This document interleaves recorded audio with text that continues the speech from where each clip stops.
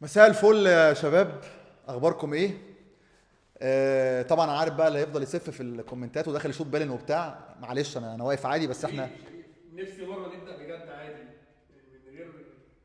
باشا انت هنعيد تاني ليه؟ يا باشا افيهات والناس عادي يبقى ممكن تقبل. انت رخم ليه يا عم؟ ما تسيبني اقول اللي انا عايز اقوله. انت كل مره هتقف لي في البتاع. خش في اللي بعده، بس انا هعتذر الاول للناس.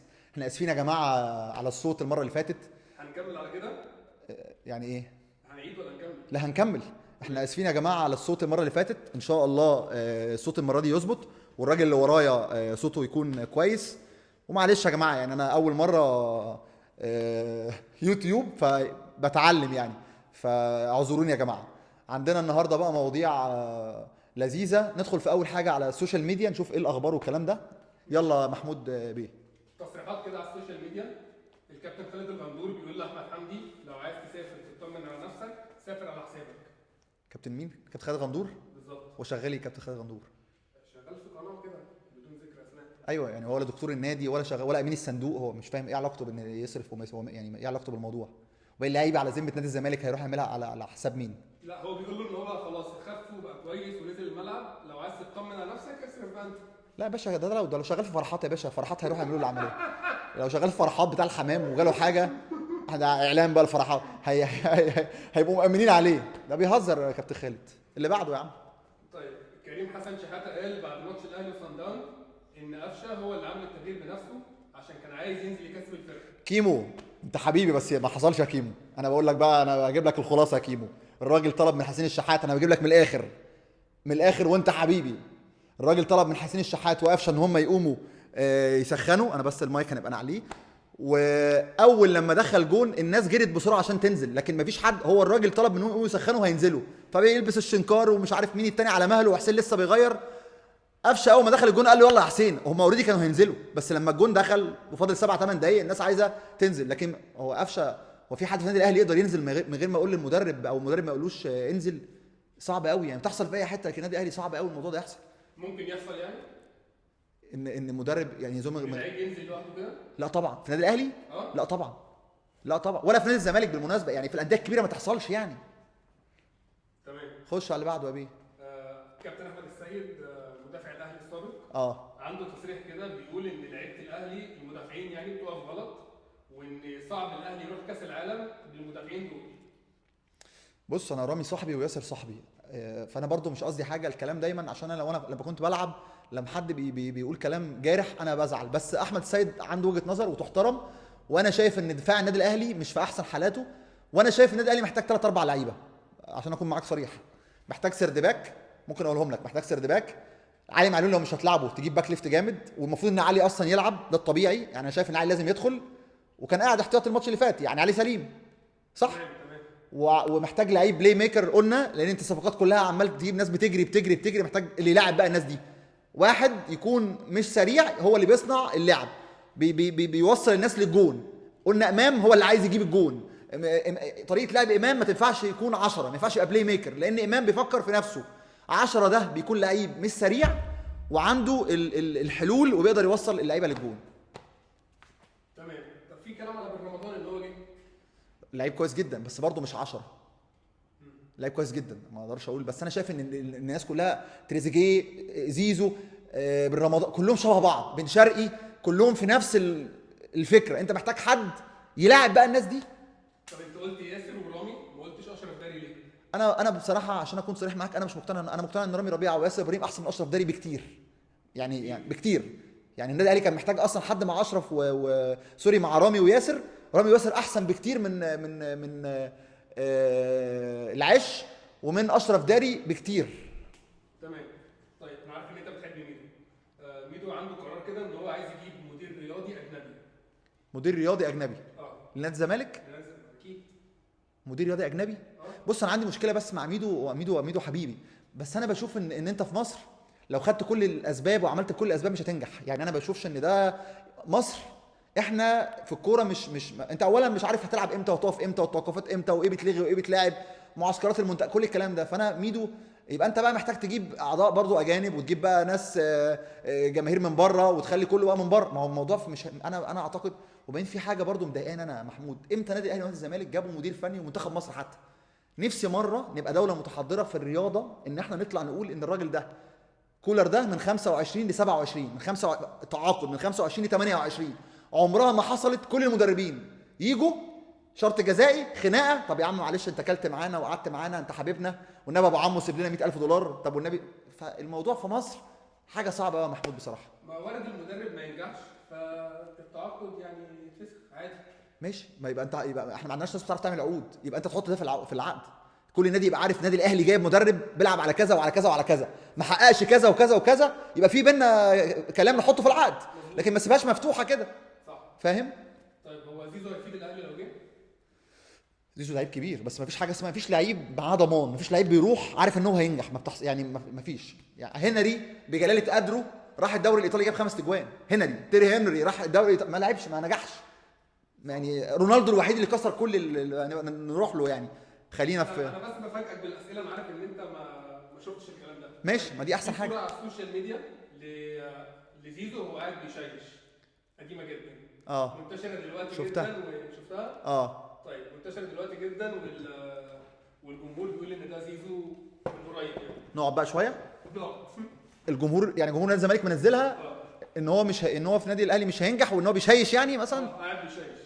بس في حاجه برضو انا جمهور نادي الزمالك لازم يفهمها، اللي انت بتعمله ده بيدينك انت كنادي زمالك، انت كده معناها ان انت نادي اقل من نادي الاهلي، فانت عندك المنافسه ضعيفه، وزيزو مش هينجح في الاهلي عشان المنافسه قويه، عشان الاهلي لو دخل 5 بطولات لازم ياخدهم.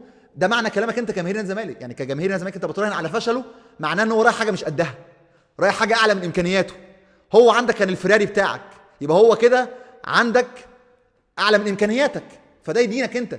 الطبيعي ان هو لو نجح عندك، انت نادي كبير قوي، ينجح في اي حته تانية، انت نادي بتنافس، فرايح برضه نادي ينافس. فاهم قصدي؟ فانتوا عمالين تقولوا ان هو مش هينجح، دي حاجه بتقلل من نادي الزمالك. وموضوع النجاح او يعني من عدمه دي بقى بتاعت ربنا، ملهاش مقاييس. وبالمناسبه ممكن ما ينجحش فعلا، مش علشان يعني ممكن يبقى. خلي بالك النادي الاهلي برضه فيه مشكله محمود، دلوقتي زيزو راح، خلي بالك بن شرقي دخل في الحته دي، بن شرقي لو ما فاقش ممكن يقعد. بن شرقي صح، تريزيجيه هيجي ماتشين ملوش هيقعد، لان في انت دلوقتي عندك بن رمضان، زيزو، تريزيجيه، بن شرقي، طاهر، حسين، فانت مش هتلحق، شله كبيره قوي، مش هتلحق. اللي هيبقى وحش هيقعد. فهم بيراهنوا تقريبا على الحته دي، ان هو في نادي الزمالك كان وحش حلو بيلعب. شخصيه زيزو تستحمل الضغوط ولا؟ هنشوف. طيب اتفرجت على ماتش الاهلي؟ اتفرجت على ماتش الاهلي طبعا. ايه رايك في عماد النحاس؟ كابتن عماد النحاس. بص، كابتن عماد النحاس عمل الطبيعي جدا، اللي هو مش هيفتي لاعب في دايما. لما كان دي كلمه دايما ميدو يقولها لي، اللي هو لما يحصل اي مشكله باك تو بيزكس، ارجع للاصل. الاصل طريقه اللعب، كل واحد في مكانه، ما تالفش. فهو دفاعيا في مشاكل، بس برضو ولا تحسب لكابتن عماد ولا يتاخد على كابتن عماد. هو ما عملش حاجه، هو قاعد على الدكه ما عملش اي حاجه يعني. الناس بتنتقد تغييراته بدري جدا، ان هي في الدقيقه 60 نزل 3 لعيبه وخرج 3 لعيبه. انا يا جماعه والنبي الناس بس، وما تزعلوش مني يا جماعه، انا ما اعرفش الناس ايه المقاييس بتاعت الناس. الراجل اللي كان بيغير ما بيغيرش، مش عاجبهم ومشوه. جابوا واحد بيغير، يا فرج الله هو بيغير والحمد لله، يورينا اللي موجودين على الدكه برضه مش عاجبهم. طب ما نجيب واحد يعمل ايه؟ يخفي يعني ساحر؟ هنعمل ايه طيب؟ ما هنجيب واحد منين؟ ما هو المدرب يا يغير يا ما يغيرش. فاهم؟ وبعدين هو كل مدرب يا محمود جاي علشان ينفذ وجهه نظره، مش وجهه نظر حضرتك انت. المدرب ده جاي عشان ينفذ وجهه نظره. ليه الاهلي بيجيب اجنبي؟ عشان ما بيسمعش للمصريين، ما بيسمعش للمدرجات. يعني دايما انا مع المدرب الاجنبي. ليه؟ بس المدرب الاجنبي الجامد. ليه المدرب الاجنبي الجامد يا محمود مش هيطلع النهارده يشوف في الاستوديوهات مين بيهجص ومين بيقول ومين مش عارف بيرزع ومين فياخد بالظبط. الاجنبي ملوش دعوه بالكلام ده. الدوري لسه فيه منافسه ولا خلص؟ لا فيه منافسه طبعا، في منافسه كبيره. 4 نقط لبيراميدز. 4 نقط في 16 نقطه. 16 نقطه يعني. خلي بالك بيراميدز مش هيكسب كل ماتشاته، بيراميدز هيقع. وهيقع يعني هيقع، مش هيكسب كل الماتشات. طب اسالك سؤال قبل ما نختم بالاخر، لو مدرب قال لك حاجه غلط في الملعب تعملها ولا لا؟ في مركزك في مكانك. حسب يعني، لو مش هتخلي شكل، لو مش هبان عادي ممكن يعني ممكن. على فكره اقول لك حاجه بقى واضحكك بقى، يلا. بس عارف هم كده بس مش مهم يعني. بنلعب الاهلي والزمالك، الماتش ده الناس تفتكره كويس قوي. ماتش الاهلي والزمالك 2-0، مؤمن زكريا الفاولين اللي هو لعبت انا باك ليفت على مصطفى فتحي، انا نازل اصلا سرد باك. كابتن فتحي مبروك. ده كابتن فتحي مبروك. احنا نازلين يا ابني بنقرا الفاتحه، انت سرد باك. تمام. نزلت كابتن وائل جمعه قال لي انت باك ليفت، ما تعرفش سرد باك. والله العظيم نزلت لعبت باك ليفت وكنا كويسين جدا. كابتن وائل كان عنده وجهه نظر ان يا شريف بلاش نقف ورا، احنا كده هنبقى كتير يعني يعني اللي هو من ناحيه الشمال هنتفشخ، لان انت تروح تدافع لوليد سليمان وخلي وليد يطير. والحمد لله ربنا كرمنا ومشيت معانا. فهو دي حاجه اهو ما بسمهاش ما بتنفذش تعليمات، بس ممكن بدل ما انت سرد باك بتميل شويه، فدي ما بانتش، ما حدش خد باله، فاهم قصدي؟ مش مؤذيه. لكن لا، المدرب في الاخر لو في تعليمات طالبها من اللعيب واللعيب ما عملهاش، اكيد لو مدرب جامد هيغيره طبيعي. مين اللعيب اللي يقدر في الملعب يقول لحد تاني ما تلعبش هنا والعب هنا؟ كابتن الفرقه ولا مين؟ لا مدرب بس. مدرب بس. مدرب بس. تمام. طيب انا عارف ان انت بتحب رونالدو جدا. كريستيانو طبعا. طبعا. في السوشيال ميديا بيتكلم على رونالدو. وفي ناس بتنتقده جدا بعد ما بقى 40 سنه علشان الجول اللي ضيعه وعلشان اللقطه اللي كان بيتكلم فيها نفسه. الناس بتنتقد كريستيانو. تخيل. بص هو كده كده الناس ما كله بينتقد وكله بتاع، بس في الاخر انت بكره الصبح لو كريستيانو مثلا طلع قال انا مش هلعب كوره، والسوشيال ميديا يعني هيهتموا بمين؟ بالسوشيال ميديا ولا هيهتموا بكريستيانو؟ ان رونالدو مش هيلعب. صح. اعتزل. هيبقى هو ده اهم حاجه. صح. رونالدو اهم بكتير قوي من السوشيال ميديا عامه. رونالدو يعني رونالدو ولا ميسي سريعا؟ دي خناقه الجيل بتاعنا كله. لا كريستيانو طبعا بالنسبه لي. بص لو قعدت تقول لي لو حتى ميسي، انا كريستيانو يا باشا. حتى لو ميسي احسن، انا كريستيانو بالنسبه لي مفيش احسن منه في العالم. طيب نطلع من ودي عايزه خناقه نبقى نتكلم فيها بعدين، لان ده الموضوع ده كبير قوي يعني. طب يا جماعه تقولوا لنا مين احسن من رونالدو؟ يا ريت يا جماعه لو سمحت، لو اللي وصل لحد هنا يبقى يقول لنا رايه كريستيانو ولا ميسي. طيب يا شباب هنطلع فاصل صغير قوي ونرجع بقى الفقره اللي بعد كده. راجع لكم. ورجعنا لكم يا شباب. اخر فقره معانا اللي انا ما اعرفش هي اسمها ايه، لان محمود بيفاجئني بكل حاجه قبل ما دلوقتي فاجئ في الفقره واسمها وكل حاجه، عشان احاول اقول رايي لايف ما يكونش مظبطينه يعني. اسمها ايه بقى الفقره اللي معانا؟ اسمها مين يلعب على مين. مين يلعب على مين؟ يلا نقول شويه اسماء وانت تختار واحد من اثنين. يلا يا باشا. انا جاهز. نقول مجموعه تختار منهم اثنين بس. جاهز. يلا. اشرف داري، صلاح مصدق. صلاح مصدق. ليه؟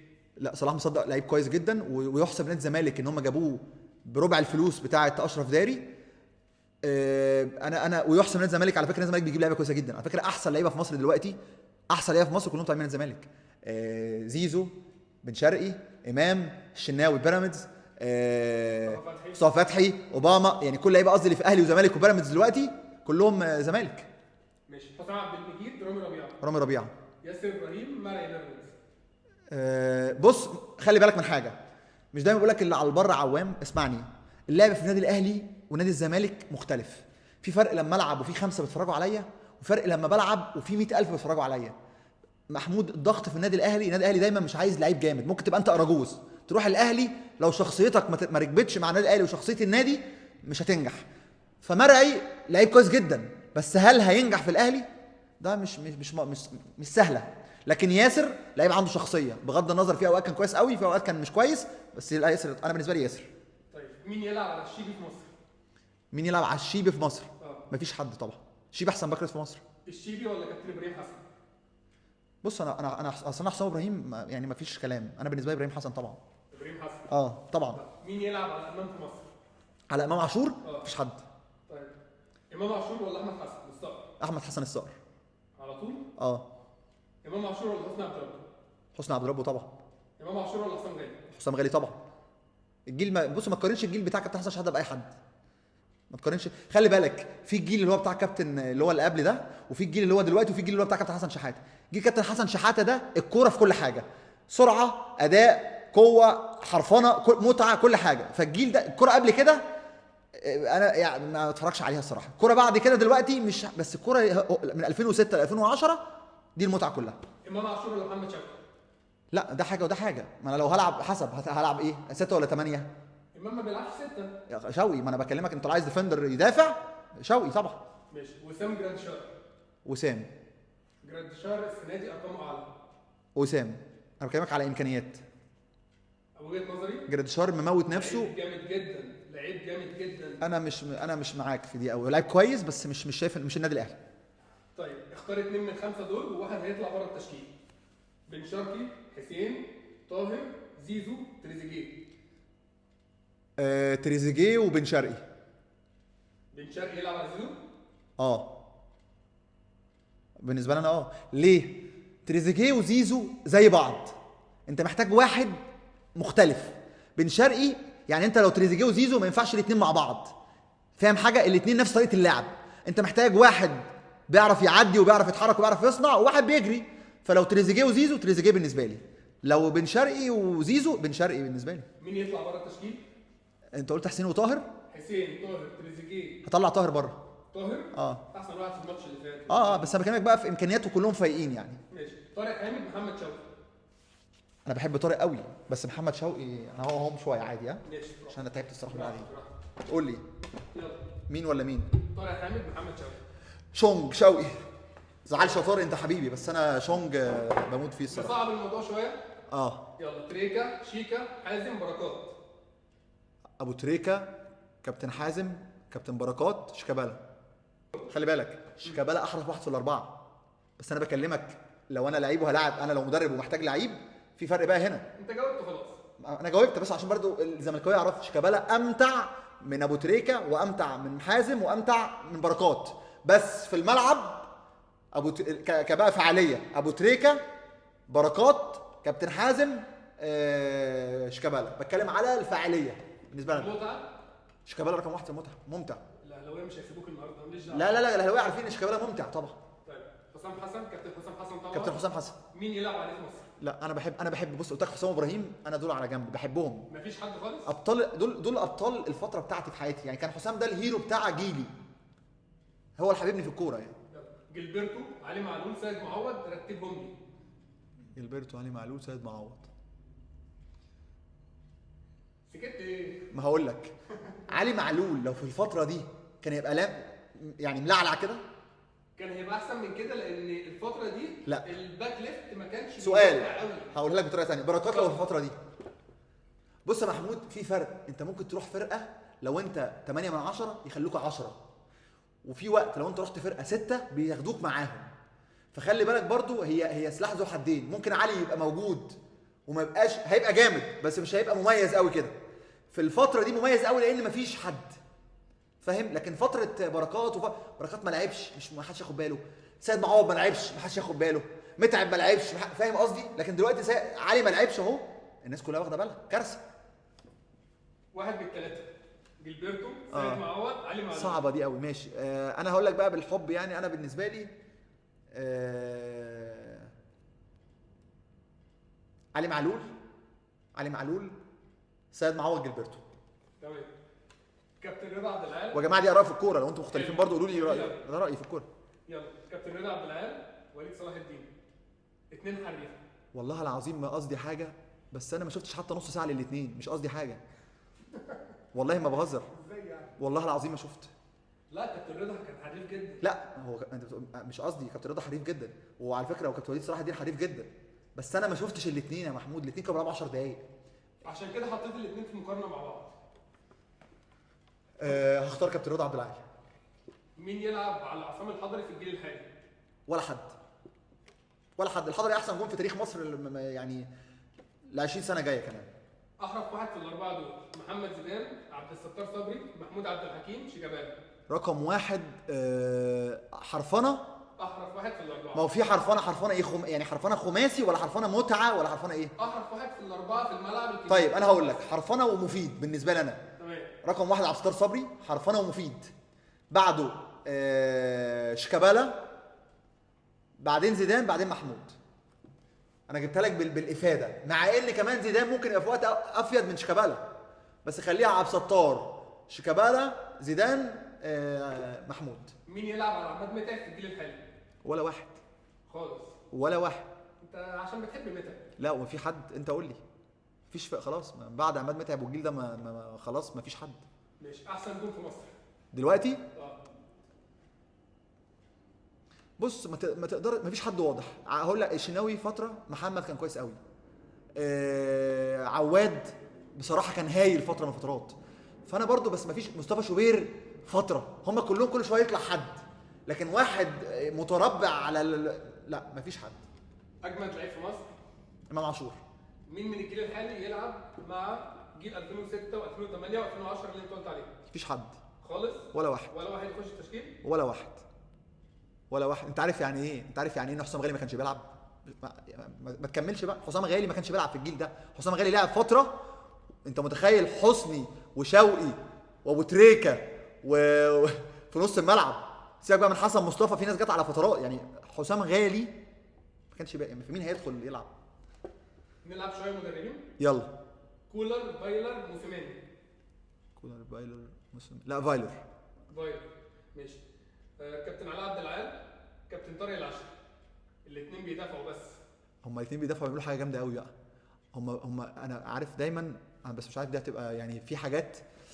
هما مشكله يا محمود برضو ان هما عندهم حاجه حته بيبوظوا خطه القدام. يعني هما الخطه بتاعتهم بحس في اوقات، الصوت كده كويس، بحس في وقت من الاوقات ان الخطه بتاعت كابتن علاء عبد العال ان هو يبوظ خطه اللي قدامه. يعني هو ما فيش حاجه بس انا هبوظ خطه اللي قدامي. وده مدرسه بالمناسبه. بس المدرسه دي لما بتتلعب في الدوري الانجليزي ولا في ايطاليا يا محمود، لما بيكون فرقه في السته اللي تحت في الجدول بيدافع، بس لما بيقطع بيلعب. هنا كابتن علاء بيدافع كانه تمرين مدافعين، وقوم لعيبها الطويله ويبداوا هجمه من جديد الفرقه الثانيه، فما فيش حاجه بتعمل. مين فيهم احسن؟ لا طارق العشري. كابتن طارق. حلمي طولان، كابتن حسام البدري. انا ما اتمرنش مع كابتن حسام البدري. بس هما الاثنين نفس المدرسه اللي هي العسكريه، عارف، المنظمه قوي، وانا ما بحبهاش الصراحه. المدرسه دي اللي هي ما فيهاش ابداع، عارف، اللي هي في واجبات 1 2 3 4 لو ما عملتهمش هخرجك. فده في الكوره مش موجود. في وقت تقول لي 1 2 3 براحتي، ما لقيتوش اتصرف انا. المدرستين ما بحبهمش، بس هختار كابتن حلمي طولان. كابتن حسام البدري ارقامه ناجحه جدا. كارقام ماشي، انا ما عنديش مشكله. انا بكلمك انا اتمرنت مع كابتن حلمي، هختار كابتن حلمي. ماشي. كابتن ايمن الرمادي، كابتن علي ماهر. كابتن علي ماهر. كابتن ايمن الرمادي مدرب كويس جدا، بس كابتن علي ماهر عنده ثبات ومدرب عنده وجهه نظر. جوميز ولا بيسيرو؟ بص انا اتمرنت مع بيسيرو وقلت ان الراجل ده مدرب جامد جدا، بس مش هينجح في نادي الزمالك علشان الفرقه اللي معاه مش هتشيله. لا انا بالنسبه لي بيسيرو مدرب جامد قوي. كابتن طلعت يوسف، الكابتن مجدي عبد العاطي.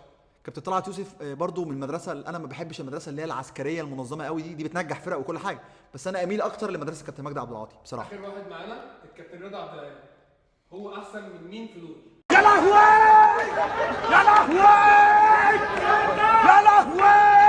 اللي جايه لا اله الا الله وانتم سامعيني يا جماعه، لا اله الا الله يعني ما. طب سؤال اخير الحلقه يلا اخر سؤال. اخر حاجه عشان نقفل عشان 3 محللين، قول لي بتحب مين اكتر واحد فيهم؟ تامر بدوي، احمد عز، احمد عفيفي. طيب انا هجاوب وهقول لك ليه. ماشي. او تعالى الاول، بص انا بالنسبه لي بحب مدرسه، يعني خلينا الاول نبدا بعفيفي. جميل. عفيفي بجد طريقه كلامه وكلامه اللي بيقوله عبقري. انا بجد عفيفي لو قاعد بيحل مثلا الدخل القومي لمصر وبيتكلم في قناه السويس، هيتكلم في اي حاجه باللي هو بيقوله ده، تقول الراجل ده ما بيهزرش، الراجل ده بس عايز اقول له برضو حاجه، الكلام غير الفعل. صدقني الكلام حلو قوي وكلام خطير، بس وانا مش بقى احمد بجد. احمد عفيفي راجل محترم جدا وشاطر جدا جدا جدا، بس اللي عايز اقوله له برضو وقلتها قبل كده، لما اعيش تجربه غير ان انا اقراها من الكتاب. لما اعيش الحياه دي، هل انت لو مسكت نادي الزمالك وطبقت اللي انت بتقوله ده تضمن لي ان انت هتنجح؟ الكوره مش ما فيهاش ضمان. فانا شايف ان هو بيتكلم كويس قوي في الكوره وبحب اتفرج عليه. احمد عز كويس قوي بصراحه وبالناس اللي بحب اتفرج عليها، بس انا اميل اكتر لتامر بدوي. ليه؟ عشان دايما بقول اللي لعب غير اللي اتفرج. تامر تجربه كامله بالنسبه لي اكتر، لعب ودرس، هم كلهم درسوا وكلهم اساتذه، بس انا بحب اكتر اللي عنده يا محمود تجربه ودرس فكمل التجربه دي. فانا اميل لتامر بدوي اكتر. ويلا عشان احنا طولنا قوي على الناس. طيب يا شباب، بكده نكون خلصنا حلقتنا النهارده. احنا بس بنحاول نخلي الحلقه ان شاء الله تبقى يوم الجمعه الساعه 8 ونثبتها علشان تبقى على طول. واستحملونا يا جماعه النهارده لو كان دمنا تقيل في بعض الوقت. ويا ريت تشاركونا يا جماعه، الكومنتات بتاعتكم برضو بتفرق جدا، والسبسكرايب وكل الكلام اللي انا اول مره في حياتي اتعلمه يعني واقوله. فان شاء الله نكون يعني نص ساعه ما نبقاش بس بنتقل عليكم وكل حاجه تمشي كويس. سلام يا شباب.